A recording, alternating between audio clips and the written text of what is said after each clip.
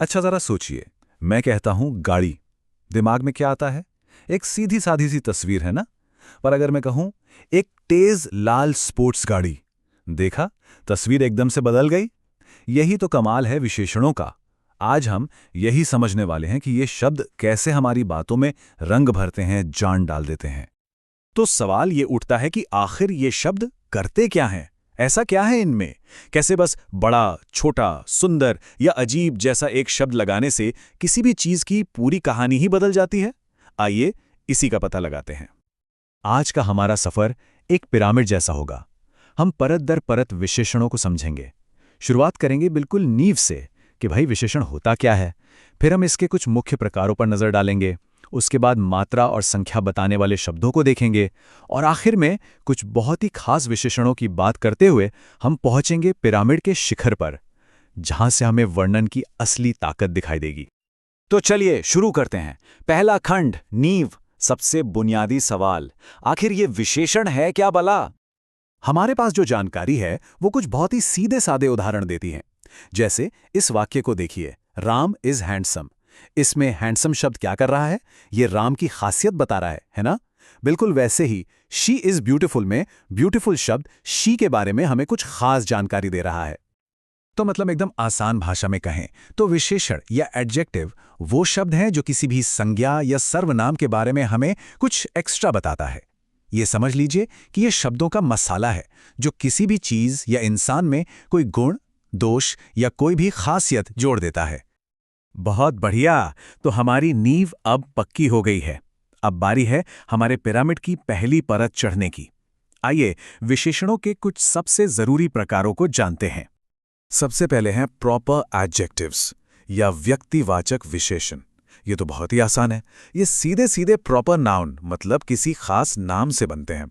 जैसे इंडिया से बना इंडियन, चाइना से बना चाइनीज। तो जब हम कहते हैं एक भारतीय कलाकार या एक चीनी फूलदान, तो हम असल में इन्हीं विशेषणों का इस्तेमाल कर रहे होते हैं। अच्छा, अब मान लीजिए कि ये बताना है कि कोई चीज किसकी है, उसका मालिक कौन है।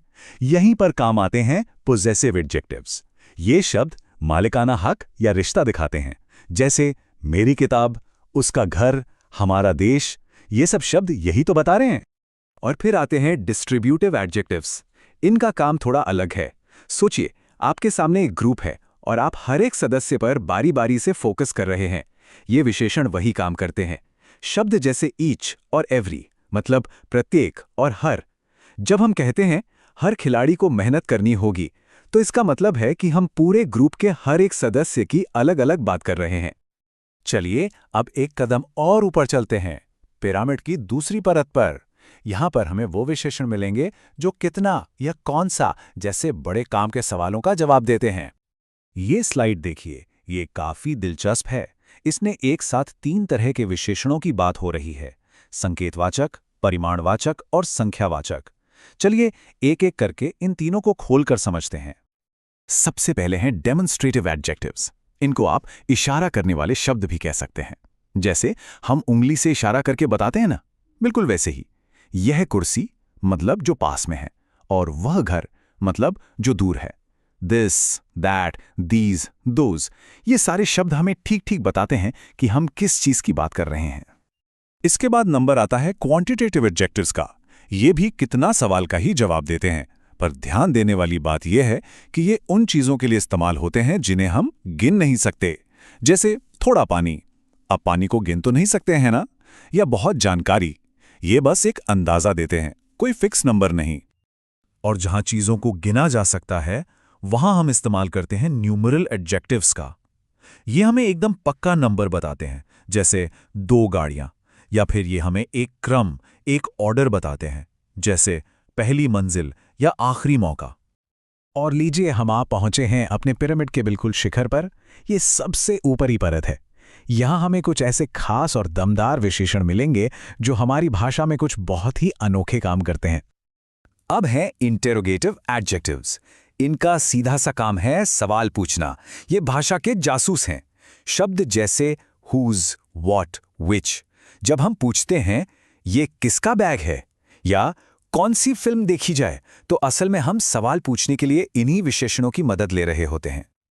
अच्छा, कभी कभी ऐसा होता है ना कि हमें अपनी बात पर जोर देना होता है, उसे हाईलाइट करना होता है।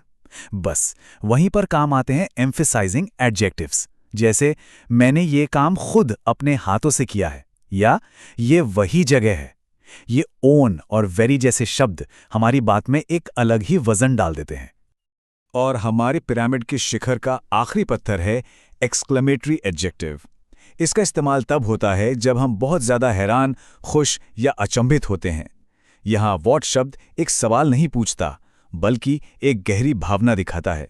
जैसे क्या खूब आइडिया है, या क्या शानदार नज़ारा है।